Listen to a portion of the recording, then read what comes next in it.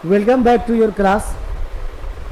आज हम लोग 20 ऑब्जेक्टिव्स देखेंगे। Sweetest love I don't go का जो पोएट्री है, पहला पोएट्री जॉन डन का लिखा हुआ sweetest love I don't go, इस पोएट्री को आज हम लोग देखेंगे। ठीक है, स्वीटेस्ट लव आई डोंट गो ये आपको पढ़ाया जा चुका है। इस पोएट्री के महत्वपूर्ण जो ऑब्जेक्टिव्स हैं, very very important objectives of this chapter for your examination, आज हम लोग इसको देखेंगे। ठीक है, तो चलिए बात कर लेते हैं सबसे पहला सवाल पर। पहला सवाल यहाँ लिखा गया है, पहला क्वेश्चन है कि Donne present himself in sweetest love I don't go in. जो चैप्टर है, जो कविता है sweetest love I don't go, इस कविता में जॉन डन ने अपने आप को किस रूप में प्रस्तुत किया है। ये पहला प्रश्न है कि जॉन डन ने sweetest love I don't go कविता में अपने आप को किस रूप में प्रस्तुत किया है।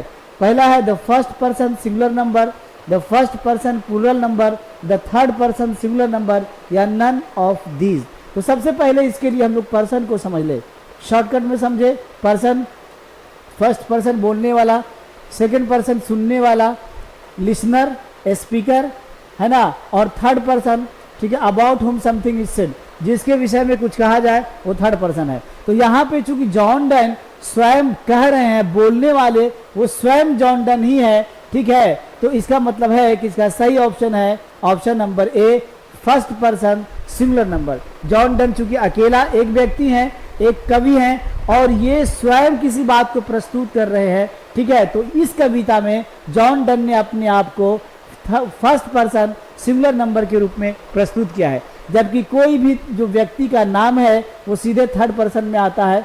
ठीक है, जब आप पर्सन पढ़ेंगे तो इसकी जानकारी आपको इसमें मिल जाएगी। लेकिन यहाँ पे कह रहा है कि इस कविता में, ठीक है, जॉन डन ने अपने आप को किस रूप में प्रस्तुत किया, तो इसका सही ऑप्शन ऑप्शन नंबर ए। चलिए दूसरा सवाल है, सेकंड प्रश्न है कि sweetest love I don't go is dot dot dot. पहला है ए डेक्टेटिक पोएम, एन एलर्जिकल पोएम, ए लव पोएम, या नन ऑफ दीज। बिल्कुल स्पष्ट जवाब आप दे पाएंगे इसमें कि sweetest love I do not गो जो है वो एक लव पोएम है। ठीक है, चलिए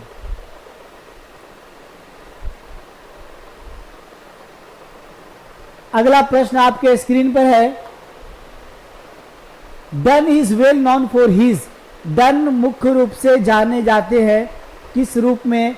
इनकी कविताएं सॉन्ग एंड सनेट के लिए, सटायर के लिए, या सरमन्स के लिए, या ऑल ऑफ दीज के लिए। तो ये तीनों के तीनों जो लिखी गई कविताएं हैं, ये तीनों डन का ही लिखा हुआ है, जॉन डन का ही लिखा हुआ है। इसलिए इसका सही जो उत्तर होगा वो होगा option number D, all of these, यानी कि ये सभी। ठीक है, चलिए अब हम लोग बात करेंगे क्वेश्चन नंबर 4।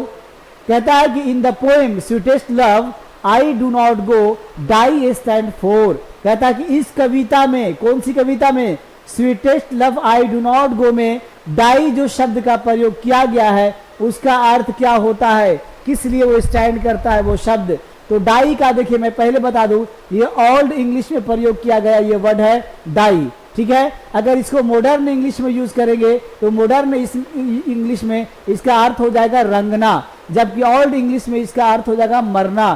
तो यहाँ पे जो कवि है वो डाई शब्द का प्रयोग इस चैप्टर में किस लिए किया गया, किए हैं आपको पता है कि वो मरने के सेंस में किए हैं। तो इसका पहला ऑप्शन होगा टू डाई। अगर आप लगाते हैं टू पेंट, रंगने के सेंस में, तो ये बिल्कुल गलत हो जाएगा, क्योंकि डाई को अभी मैंने कहा कि ओल्ड इंग्लिश में इसका अर्थ होता है मरना और मॉडर्न इंग्लिश में इसका अर्थ होता है रंगना। Is that clear to everyone? चलिए धन्यवाद। अब हम लोग आगे बात कर लेते हैं क्वेश्चन नंबर 5 में। कह रहा है कि sweetest love I do not go may be compared with Shakespeare. कहता है कि sweetest love I do not go may be compared sweetest love I do not गो जो कविता है उसको कंपेयर यानी तुलना किया जा सकता है विथ शेक्सपियर्स के किस कविता से या शेक्सपियर के किस लिखी गई लेख से, ऑल द वर्ल्ड्स स्टेज से या the marriage of true mind से या ब्लो ब्लो दू विंटर से या नन ऑफ दीज से। चलिए ये सवाल का जवाब आप लोग जल्दी कमेंट में दें, ठीक है।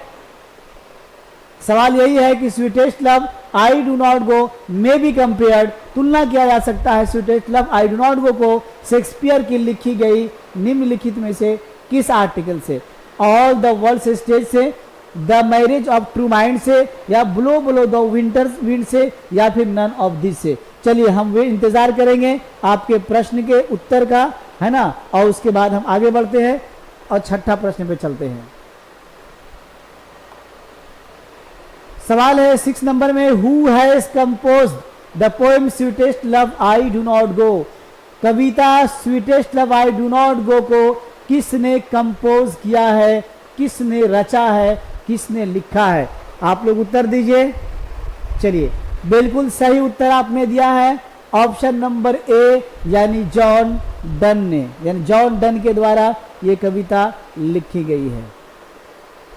7 नंबर क्वेश्चन है, कहता है कि John done was the Pioneer of, John Donne थे खोजकर्ता, किसके पायनियर थे, किसके प्रणेता थे, किसके खोजकर्ता थे, एलिजाबेथन पोएट्री के, मेटाफिजिकल पोएट्री के, रेस्टोरेशन पोएट्री के या न्यू क्लासिकल पोएट्री के।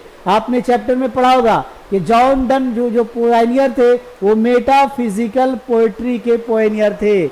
मेटाफिजिकल किसको कहा जाता है, मेटाफिजिकल वैसी कविता जिसकी जो लिरिकल भी हो और वैसी कविता जो सैटेरिकल भी हो, अर्थात वैसी कविता जो संगीतज्ञ